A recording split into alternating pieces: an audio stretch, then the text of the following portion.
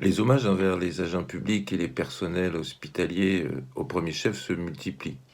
Ces femmes et ces hommes sont devenus les nouvelles idoles des Français. Logique, au regard de l'action déployée et du rôle essentiel qu'ils jouent durant cette guerre sanitaire.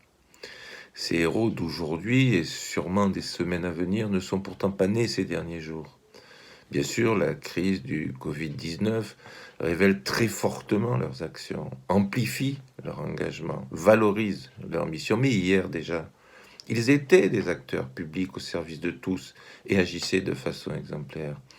Hier déjà, ils réclamaient des moyens supplémentaires pour mieux travailler.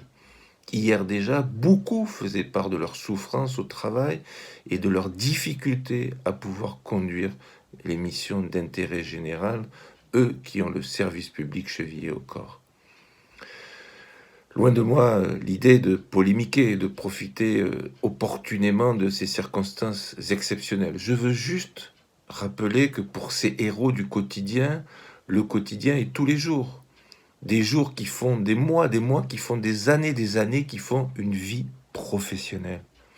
Je veux juste rappeler aussi que la solidarité et l'intérêt général sont une fois encore les meilleurs remèdes en temps de crise. Le rappeler, le marteler maintenant, puisque les paroles semblent aujourd'hui incontestablement bien plus audibles qu'hier.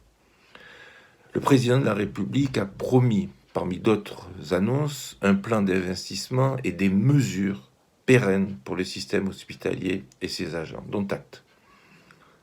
La concrétisation de cette promesse sera l'occasion de démontrer que le jour d'après ne peut pas être le jour d'avant.